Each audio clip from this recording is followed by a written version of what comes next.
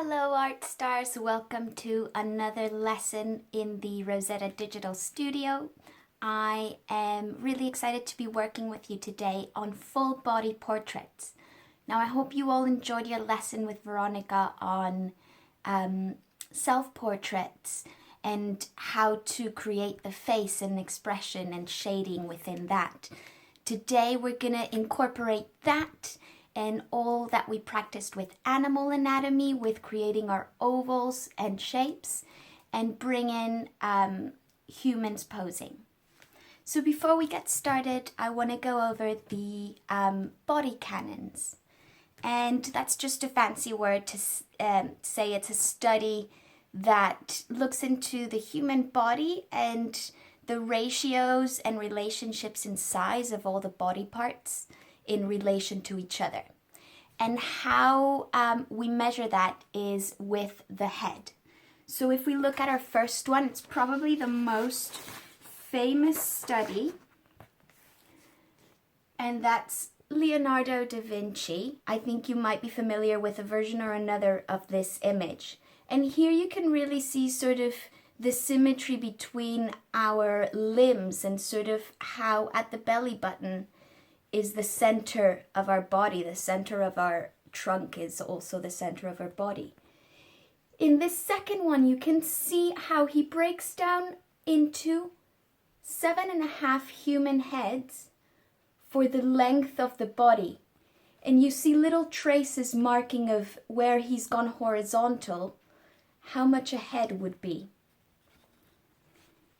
If we look at this third image, it shows a bit more movement because, of course, the body's not a straight, static stick. You know, our hips move and then our chest is going to move a different way. So this is a great image to reference. And you see how he does all the guidelines here for the torso, where when the hips lift one way, the shoulders automatically go down and it creates almost like a triangle. Try and remember that when you're looking at your pose and how movement really affects those ratios and relationships. Another thing that might affect it is the angle at which you're looking at somebody. If they're sitting down, it's sometimes harder because you're seeing the legs from this angle. They seem a lot shorter than if you look at them from this angle or if they're standing up. So keep that in mind as well. Now the canon that we're going to be working with is the Greek canon. And that's usually the one that is used in most human depiction. So if you look at it, the difference is it's got an extra head on it. So if I show you there, all of these images are available on your PDF. If you haven't opened it yet, you might want to pause the video now and open up your PDF and have a look at the first page and all of these images. You might want to keep it handy as well while you're drawing to remember the different sections.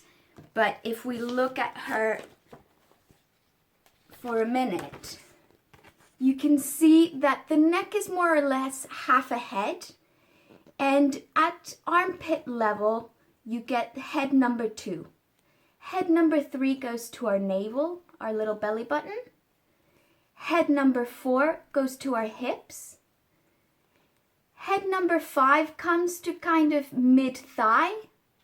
Head number 6 comes just below the knees. Head 7 to almost like above the ankle. And then the 8th head is that ankle and foot.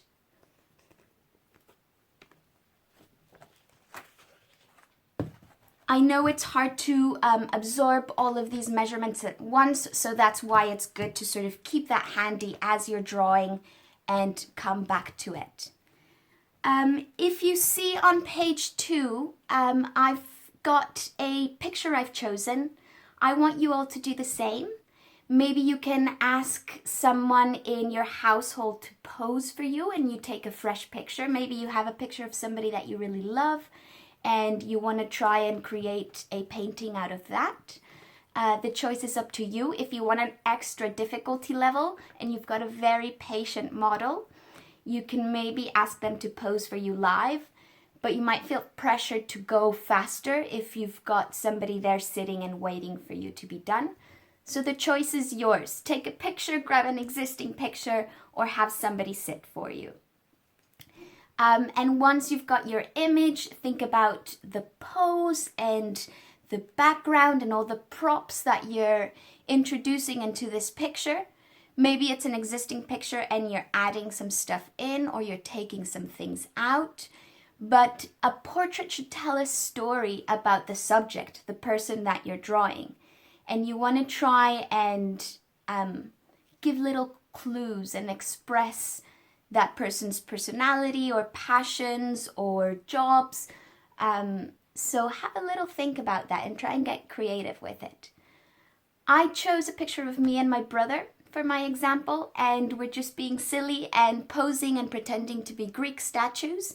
So I thought that'd be a good reference for our exercise. And that's how I always think of my brother. He's doing silly things to make me laugh. So I thought it'd be a nice example to use. Now you'll notice in your second page of the PDF that I sliced my picture into 9 kind of rectangles. This is really useful when you're working with an image that has a lot going on, to remember, sort of have reference points and to break down into smaller detail what is in each part of the picture. Now, if you want to try and imagine these lines, it's an amazing exercise for your eye and your eye as an artist to start getting a feel for where things go and what size things are. So if you want to try and imagine those lines, if you're having trouble imagining those lines that I drew out, you can help yourself and create a viewfinder. So you grab your piece of paper and you create like a little taco, so that you've got more or less 3 pieces the same size, and you fold them. Then you grab it and you kind of do another little taco so that it can be folded like that. And once you unfold, you can just cut out the middle section of your paper, and imagine that this was my my picture or my screen. You can move it around like that to focus on just one section at a time. That's just a little extra help if you need it. And you can take a scrap paper that is the size of your photo and just fold into 3, and it'll always come out with the correct ratio for you. So that's just a little extra hack if you're working off the screen, or maybe a photo that you don't want to damage or you don't want to trace anything on. It's a great way of breaking down your picture. So let's dive in. I'm going to try and section my paper into the same slices that I'm dividing my photo into. So you can freestyle this, or grab a piece of paper or a book, a ruler, anything that has a straight edge you can use to help yourself. But it's also good practice to try and draw straight lines freehand. It's always great to take the practice where we can.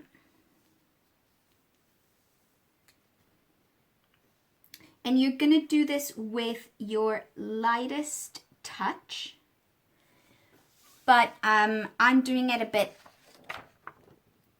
more pronounced so that you can see what I'm doing.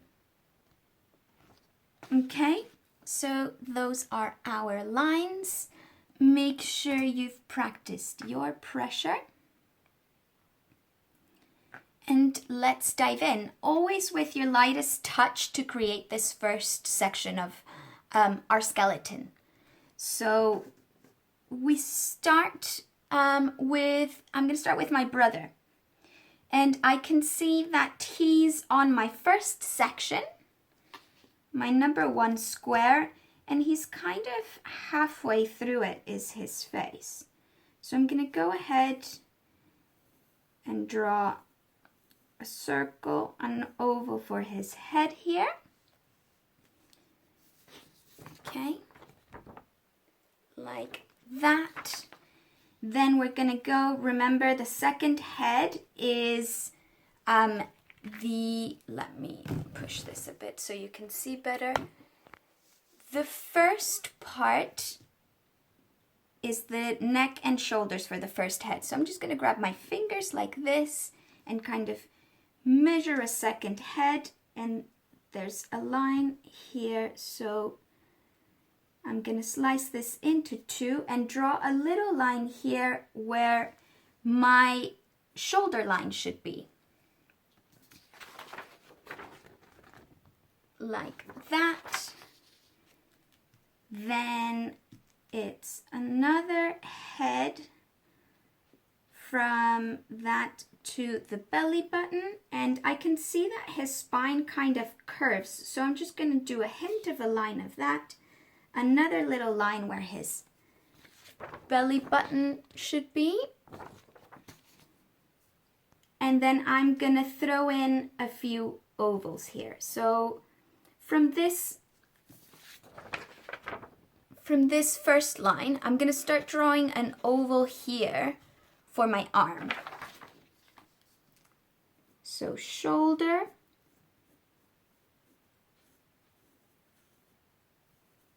Remember, always drawing little circles for your joints. So where the elbow is, I'm going to draw another little circle. And then straight down with this arm. Forearm. His wrist. And then the hand. So there we go, we've got a first arm.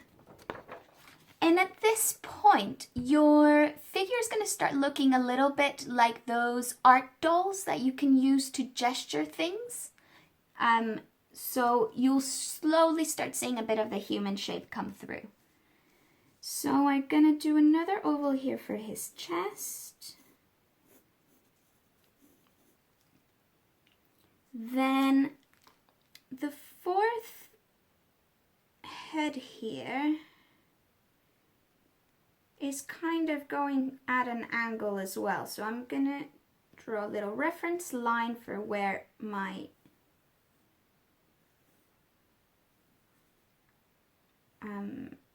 head finishes. Then I'm going to measure again and come down here, hips to thighs. And then the next head is below the knee. So I'm going to measure 2 lines.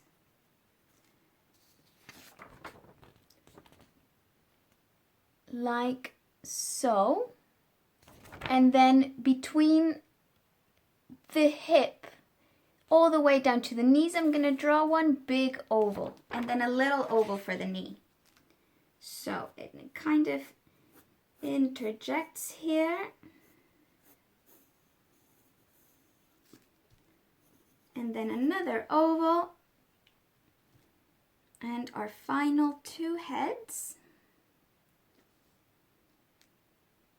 are going, so this is kind of above the ankle, my next line. So again, I'm going to draw another oval that extends beyond that line a little bit. Then a little one for the ankle and a kind of weird shaped oval for the foot here.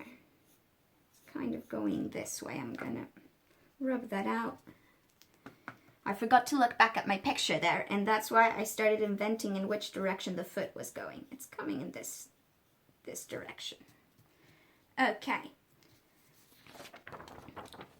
And so you can see we're getting the beginning of a shape. At this point, you might look back and see what's what's missing. So his arm here is coming, and here's a good example for the arm that's behind the chest. I can only see from the forearm. So I'm gonna make sure I measure that sort of, it's a head and a half almost, a head for the forearm and half for my hand. So we're gonna come, one head comes more or less to here. Little one for the wrist. And then another one here.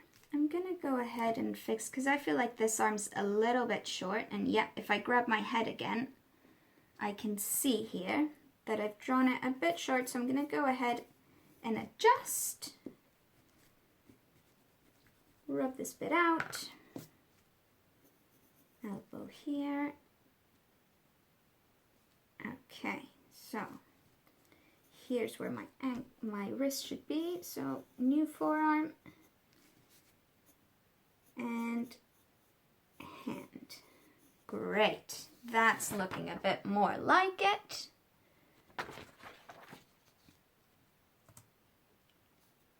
Now, before I start filling in more of the detail on him, I'm just gonna go ahead and do my second person super quick, or me.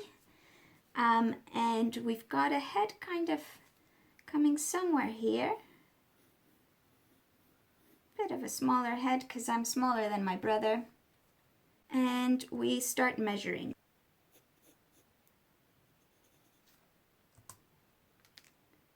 And kind of foot. So now I've got my second pose.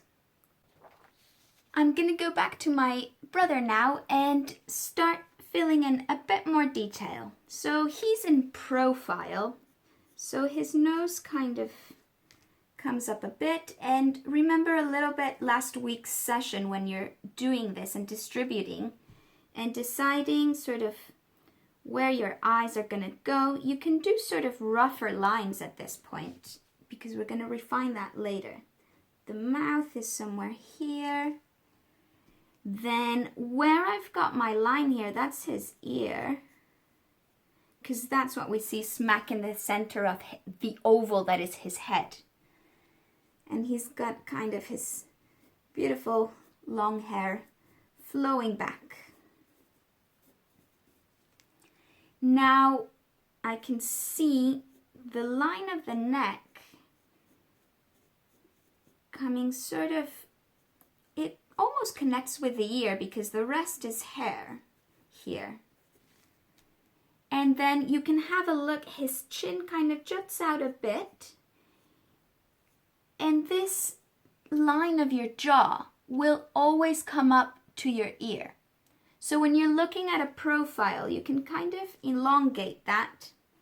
And then the neck only starts a little bit below the chin. So don't make it too thin. I don't see his arm here. I only see a little bit of shoulder and chest mostly.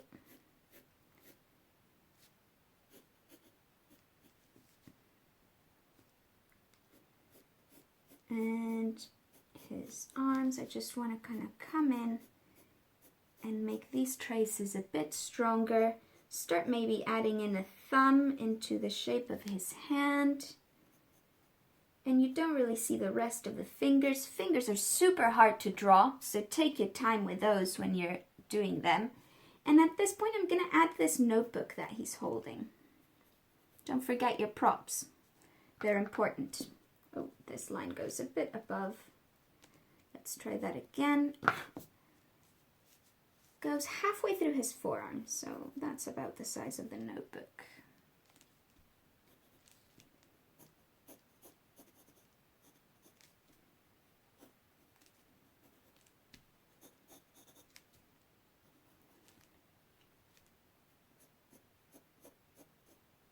And so it's the same like we said last week. You go from big to small, the general shapes to detail.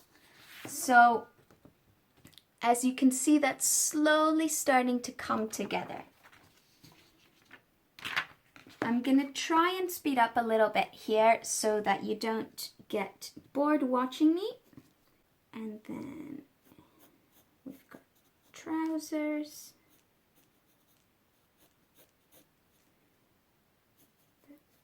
Finish up around here.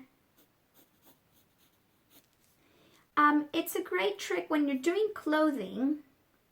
In the knees, trousers always tend to sort of wrinkle a little bit.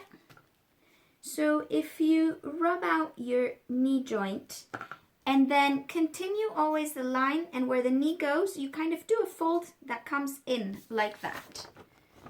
And it gives the illusion of where the knee is in your trousers. We'll do the second leg here.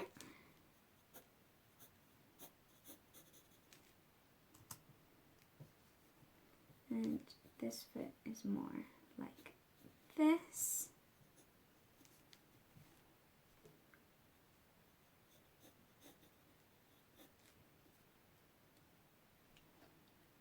And make sure to count your fingers. I almost gave him 6 there.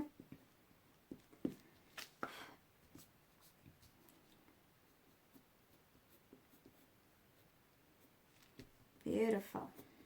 Okay. We're in business. I'm going to come and do this one really quick. So this is from a front view, so it's a little bit different. We can see if I start with the face, eyes would be around here. So I'm going to go ahead and draw in the glasses straight away because you don't see my eyes. And then I'm going to draw the nostrils a little bit up from where they normally would be, because I'm kind of like this. So the angle makes it look a bit above from where I normally would draw a nose. And then lips. And right now we're just kind of making very small lines to suggest where those parts of your body are. You can see a little bit of this ear, so I'm going to go ahead and put that in. And then the neck.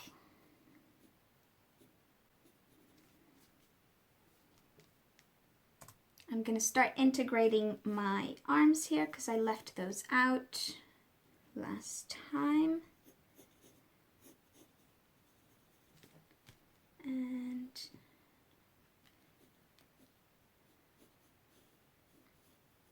And this one goes up again.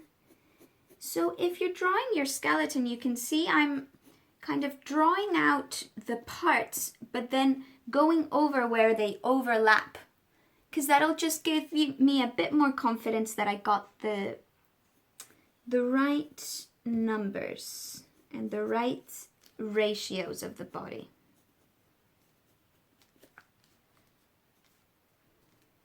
Okay, there we go.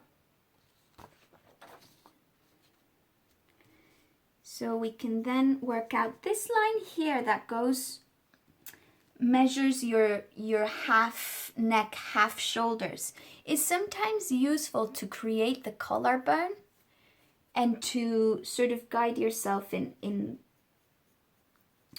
shaping the chest area and the shoulder area a bit more.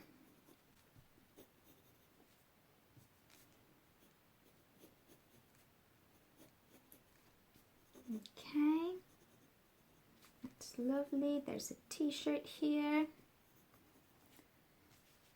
And the t-shirt finishes here.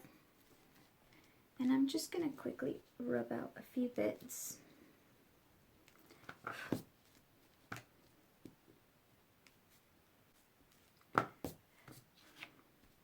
I'm going to get rid of some of these guidelines that are going across his face. Going to do a little sign for the turning of his nose, and then a little nostril here, like that. Now we've got the general idea of our people. I'm I'm going to go in and set a few of the background lines. Now you don't have to draw everything. For example, I'm going to choose to edit out the people in the background, and I'm just going to focus on the one building and a bit of the greenery. So we are standing on a ledge, so I'm going to draw that out first. And look at the angles in which things move. It's sometimes interesting to really study that perspective, especially in pictures where you've got buildings. I think you notice the angles of things very quickly. Okay. Go somewhere there. Then around this line we've got a bit of green. So I'm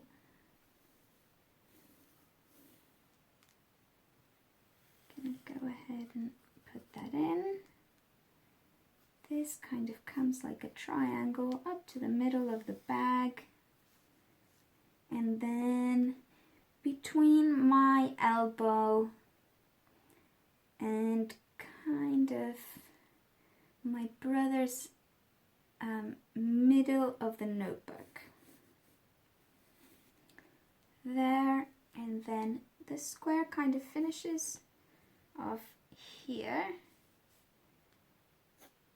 going back this way, meeting somewhere here where we can't see it. Okay, so that's my green space. Now I'm going to put in some of the suggestions of the building. So if I look at mine, the ceiling of the building is sort of at an angle in my top third section. So I'm going to go ahead and put it in here.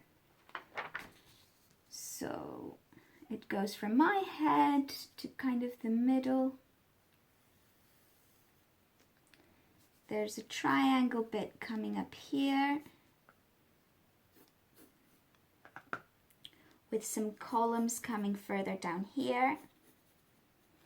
And it's up to you how realistic or illustrative you want to be with your backgrounds and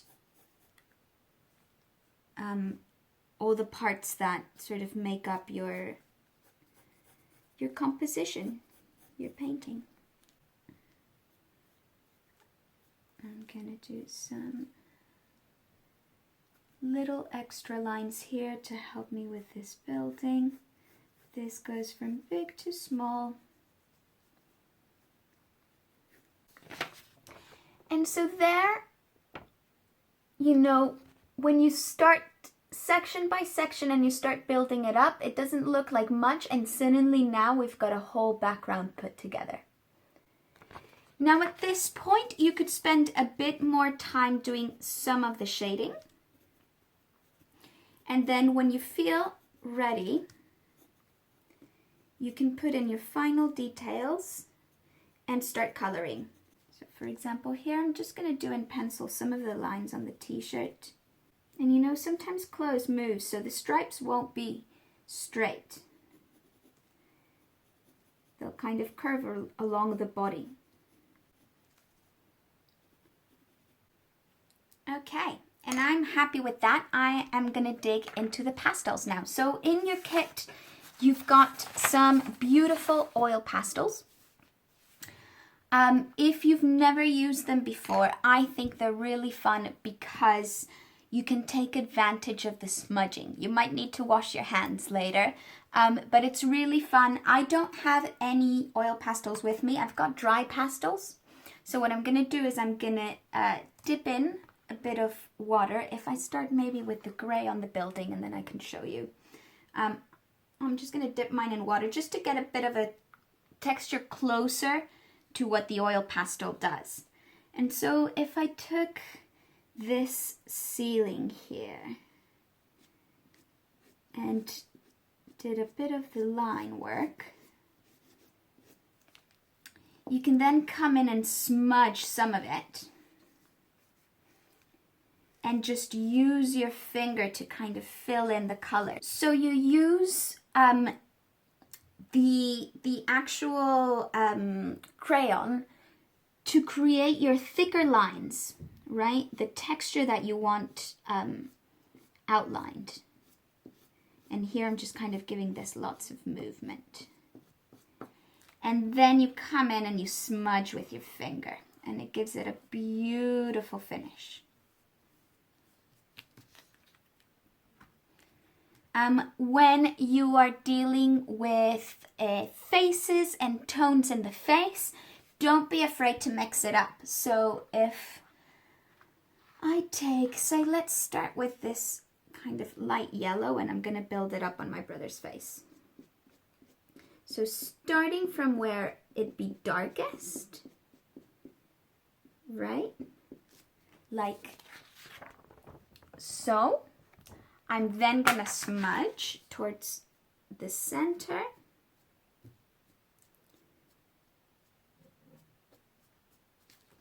And it starts giving you that illusion of darkness and light and the sunshine hitting his face.